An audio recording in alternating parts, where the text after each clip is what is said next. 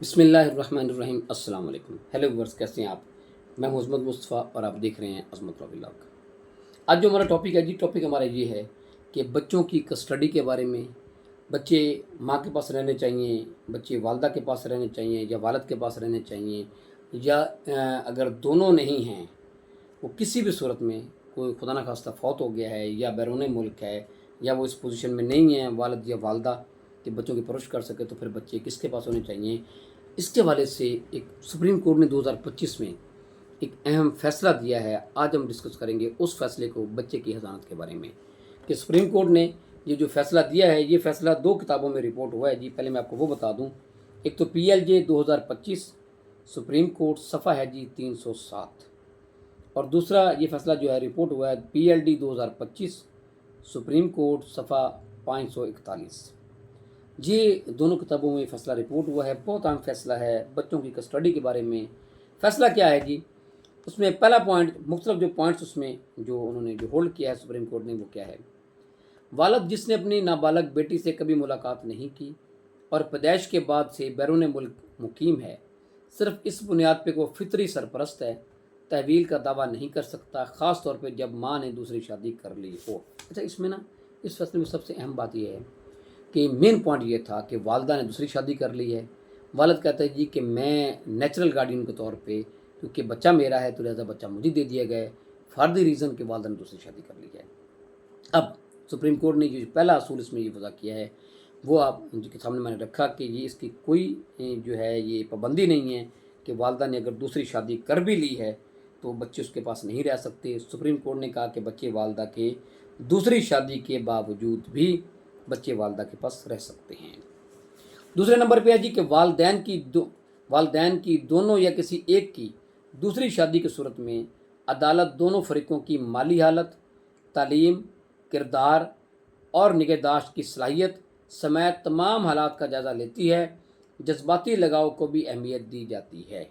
अब आप ये बात ध्यान में रखें, ये सुप्रीम कोर्ट का केस लॉ जो होता है, ये कानून होता है, और ये तमाम अदालतों पे आईन पाकिस्तान के मुताबिक तमाम अदालतें इसकी पाबंद हैं कि इसके मुताबिक फ़ैसले करें।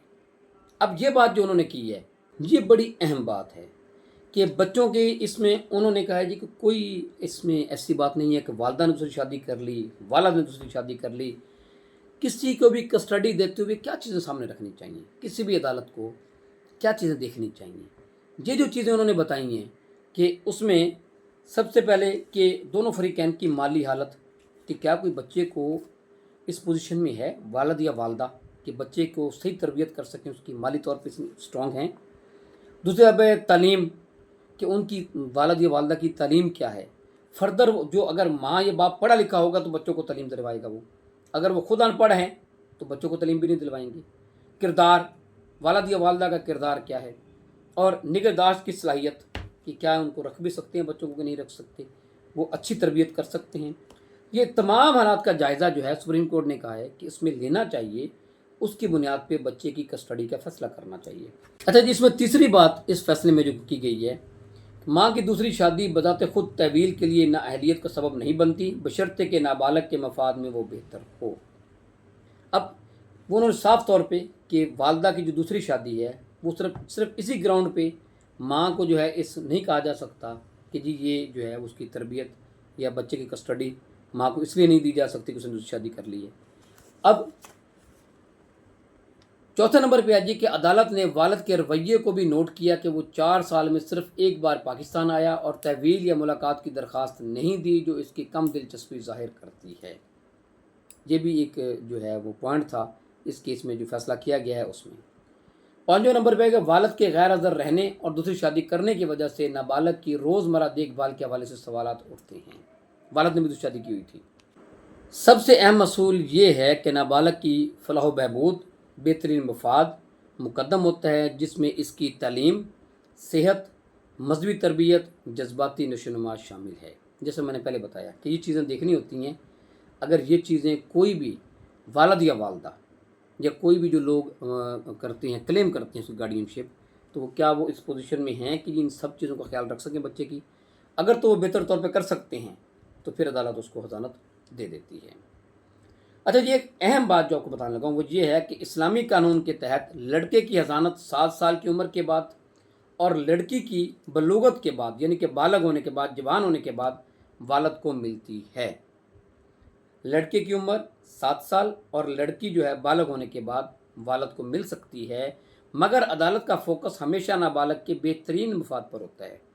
इसका मतलब ये है कि लड़का जो है, अगर अदालत देखती है कि लड़का जो है वो वालदा के पास उसकी तबीयत सही नहीं हो रही, तो फिर अदालत 7 साल से पहले भी लड़का जो है वालद को दे सकती है। अगर अदालत देखती है कि लड़के की जो मुफाद है उसमें वो वालद के पास रहने में है, तो 7 साल से पहले भी अदालत जो है वो लड़का वालद को दे सकती है।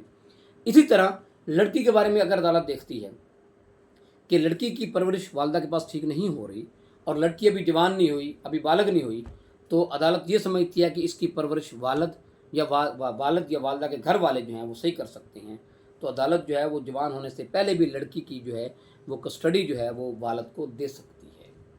अब ये थे जी वो असूल जो कि इस केस लॉ में जो है वो डिस्कस किए गए हैं, जो कि मैंने आपके सामने डिस्कस किए। किसी भी बच्चे की कस्टडी के हवाले से सुप्रीम कोर्ट का जो लेटेस्ट जो है वो जो लॉ था वो मैंने आपके सामने रखा कि सुप्रीम कोर्ट ने इस हवाले से क्या जो है वो उनकी राय है, क्या उन्होंने फैसले दिए हैं। तो मैं उम्मीद करता हूँ इस हवाले से आपको ये सलोगी होगी। इसके साथ मुझे इजाज़त दीजिए। अल्लाह हाफिज़।